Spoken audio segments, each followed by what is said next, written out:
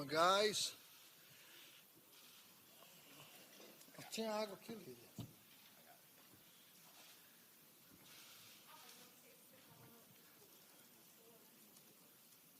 Oh, Glover, over here, other side. Right here. Right. Oh. How you doing? Good, how are you? Good. Well, welcome to your first fight week as the UFC champion. How has fight week been for you with all these added responsibilities that come with the belt? I'm enjoying every moment of it, man. You know, it's great to be a champ. I'm enjoying the journey. That's incredible time. Well, Khabib had said something like when he got the belt, he had chased it for so long, and maybe it didn't come with everything that he maybe thought it was. Was it everything that you have expected since obviously you've dreamt of becoming the UFC champion for so long?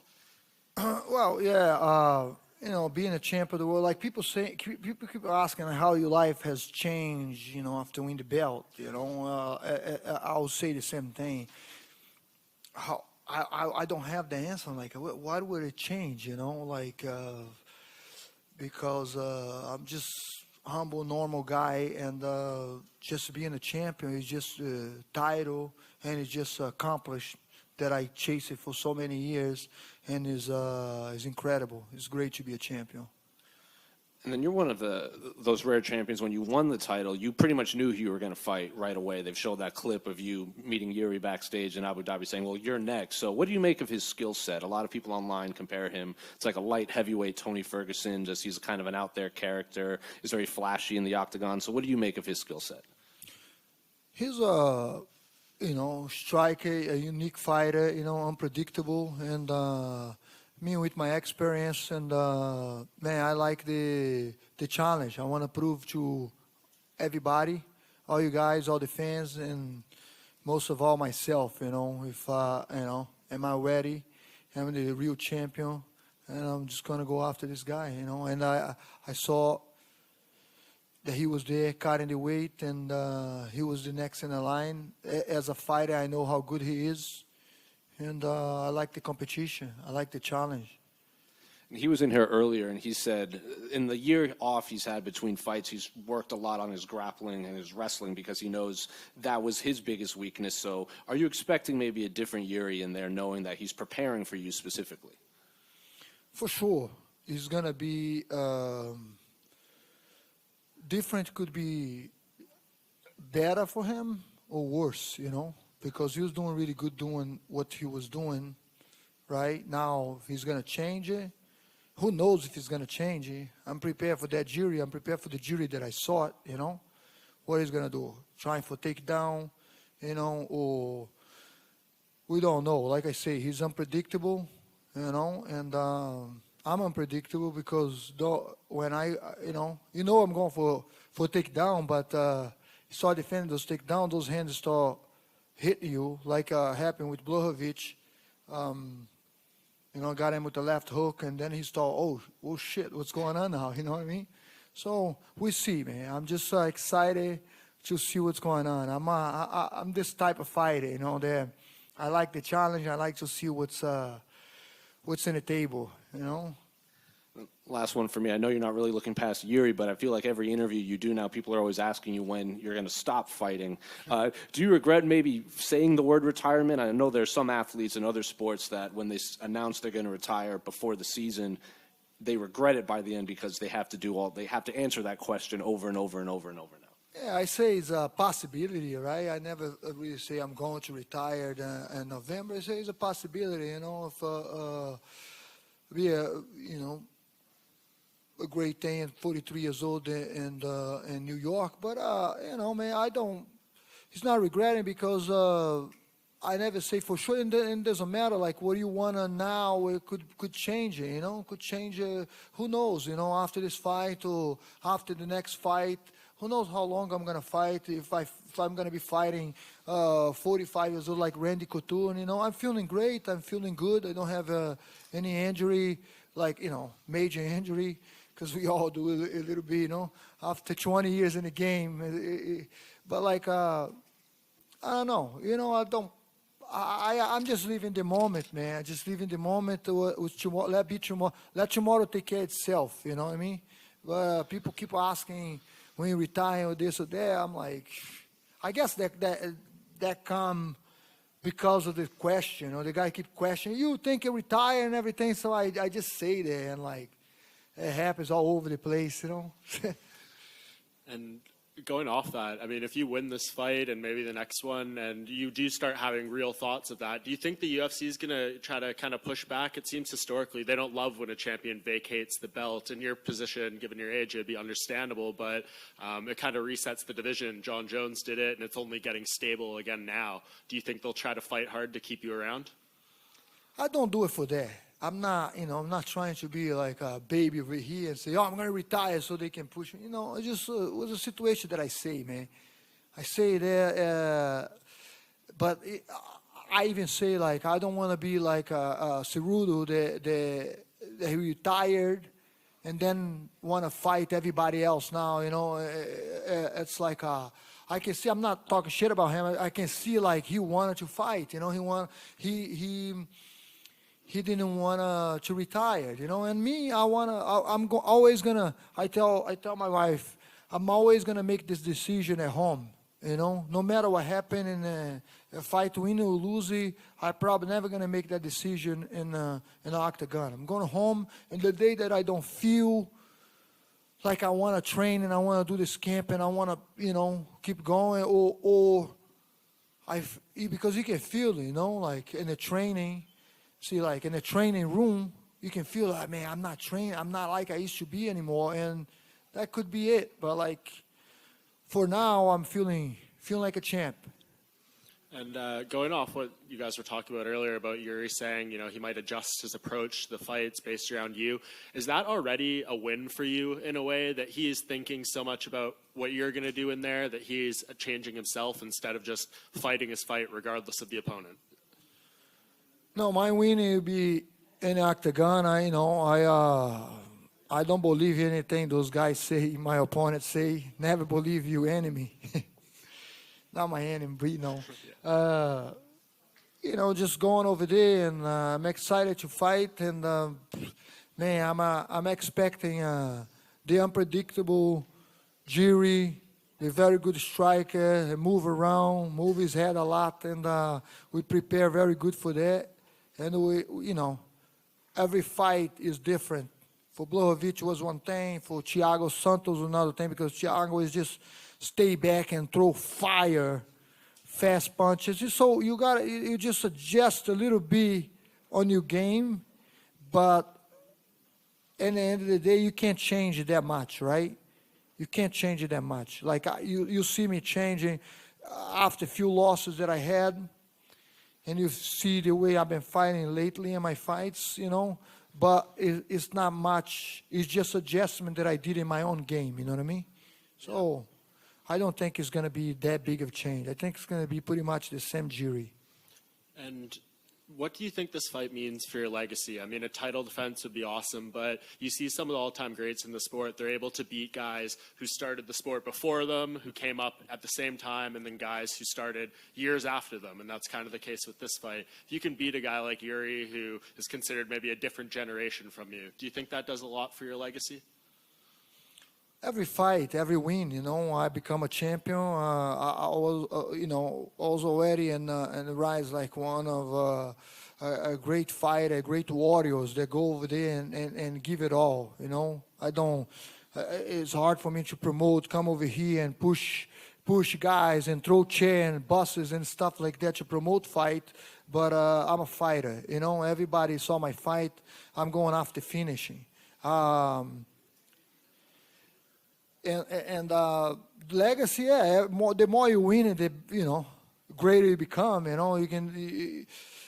But like I try to take away that from my mind. I try to just enjoy the fight, do my best, and that's what I did in the camp. That's what I'm doing right now in the weight cut. Should be perfect, and going over there and fight my best. I'm not looking forward to.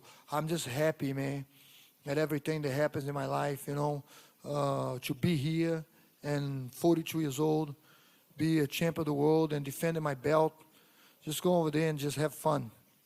And I know you've said already that Jan Blachowicz will probably be next if you win this fight. Do you feel like that is, the certain next option, or there's this fight between Anthony Smith and Magomed Ankalaev coming up on July 30th that maybe with an impressive win, do you think they could be the next guy? I don't choose opponent. You can ask Dana White, like, when did I say anything about opponent? That's not my job. I keep saying that. So when you start doing that, you got too much on your plate. Now I want to manage fight, and do all that. For me, I'm a fighter. But like I say to Jiri over there, right after the fight, I say, you next, me, you next. But, if the UFC come up with some other guy, I will say, yes, let's go. And I say Blachowicz because Racket was... talking, he was even talking shit to Jiri, saying, he should be the next in the line. And if he beat Blachowicz, for sure he was going to be the next in the line. And Blachowicz was the number 2, right? Number 2 contender, and he won that fight. And, that's a common, that's what I say, as a common sense. Like, you win, you're going to be the next in line. But it's not my job. Whatever the boss say, man, I'm here, hey, let's go, let's do it. You fought almost 3 different decades, 20 years career, and a 42 years old, the oldest UFC champion of the world. So would you give some advice to young fighters in back home? Would you give them some advice to inspire them? My advice is to enjoy the journey, man. Don't take it too serious, because when you start thinking too much about, guys just ask over here about your legacy, about the title, and about all that. That's like it's a lot in your mind. Just go over there and do your very best every day in training, and enjoy, man. If you don't like to do this, go find something else. But if you like to do this, just enjoy the moment, and go over there and UFC is like I think Dana is a big part of this, but UFC is like it's so different than boxing, because you see like Gilbert Durinho, he lost that fight, and that was like a winning for him. That was a big win for him. He become like so. You just go over there and do your very best and fight like a warrior, and you're going to get your reward. That's what my advice would be, Your opponent, Jiri Prochazka, has a 12 winning streak, and 11 is a KO, and you have 6 winning streak, and 5 is before the time. So how do you see the result of the fight? Are you planning 25 minutes or less?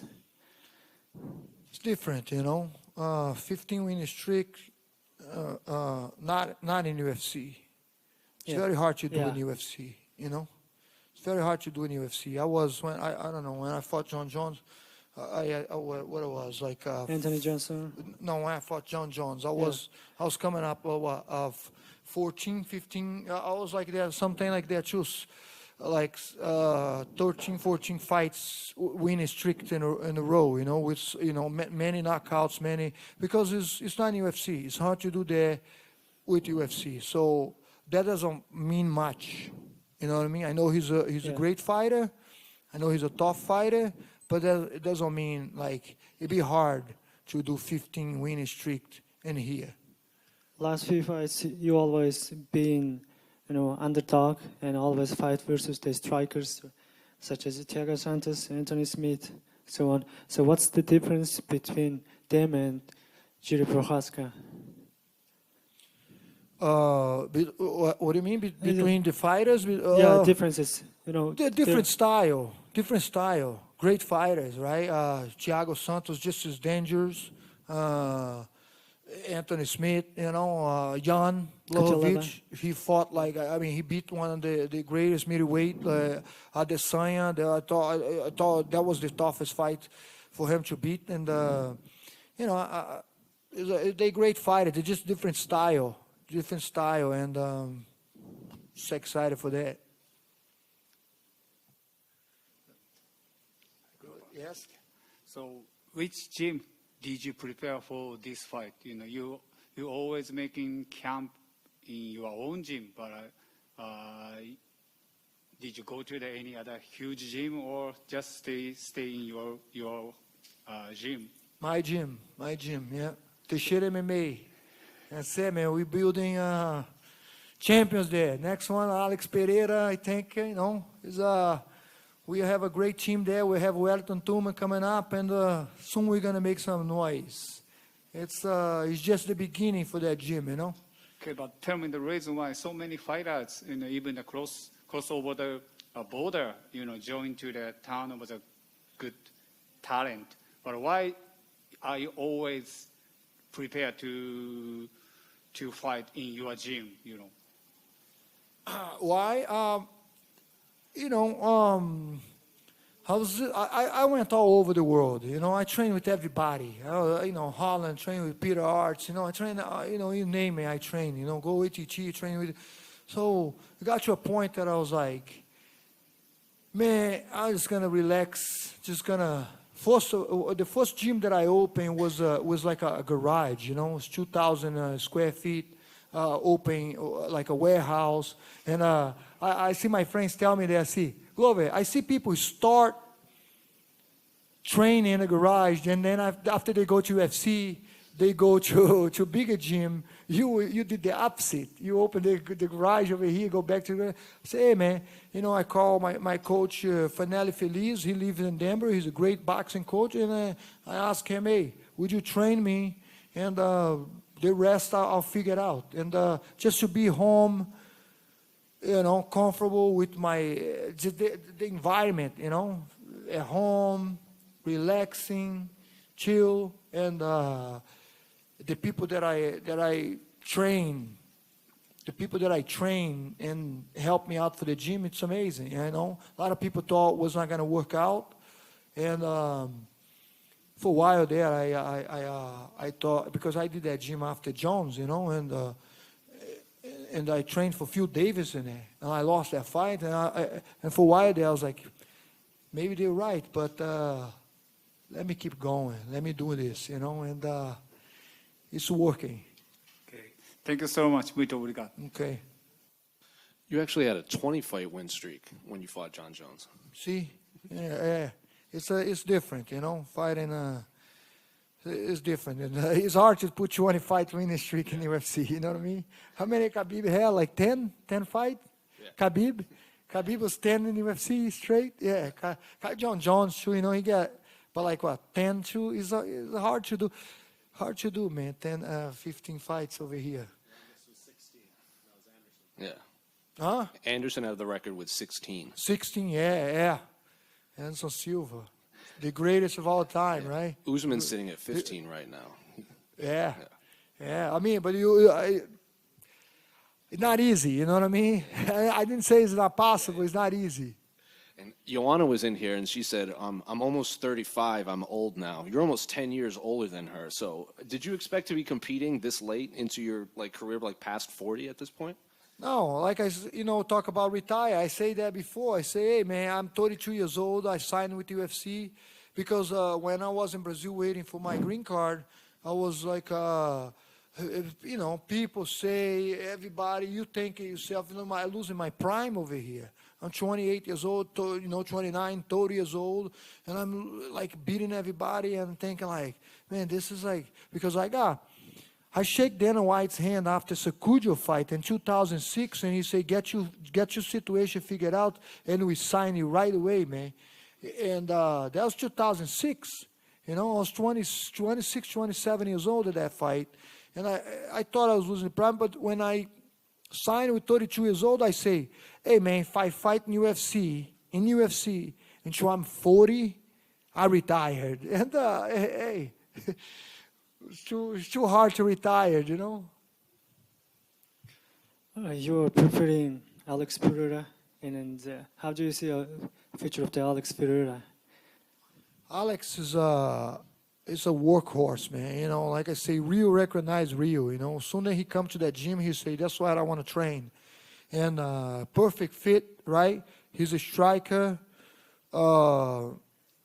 He's the best kickboxer, they wrestle. You know what I mean? Because very hard to take down, very strong, and he's a workhorse. I believe that he's gonna have a tough fight ahead of him. I believe he's gonna win, and he's gonna win the title.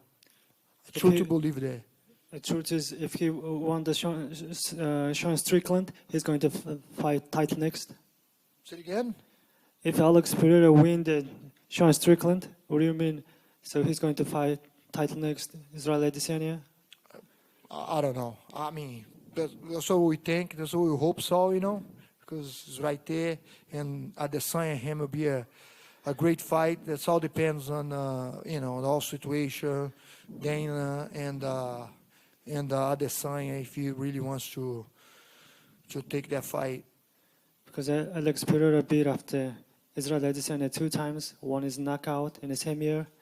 So, what do you think about Alex Pereira when he will meet the Israel Adesanya?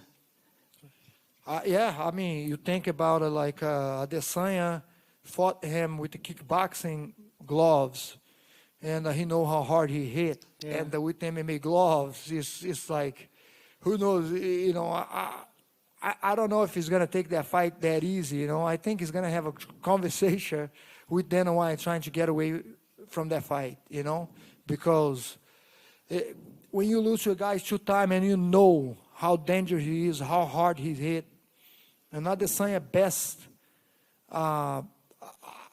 I mean, looking at Adesanya against Blachowicz, his best chance to beat Alex is stand-up, you know, and he already lost 2 times, so it's going to be tough for him to fight Alex. Yeah, Alex Pereira, Israel Adesanya almost cleared of the middleweight division, so I think only man stayed in there, and Alex Pereira might be winner of the Sean Strickland, 1 more fight, and after that he should meet Israel Adesanya. So what do you think about it? He deserve it? Will he deserve it in a 2-3 fight, 1 or 2 fight win after he's going to meet Israel Adesanya? Yeah, I mean, I think so. I mean, I don't know. We just working, man. We're just doing our work, you know. He beating Strickland, and hopefully he fight with Adesanya. If not, we got another one, you know. It's not like, we see. We're not worried about it too much. Hi, Glover.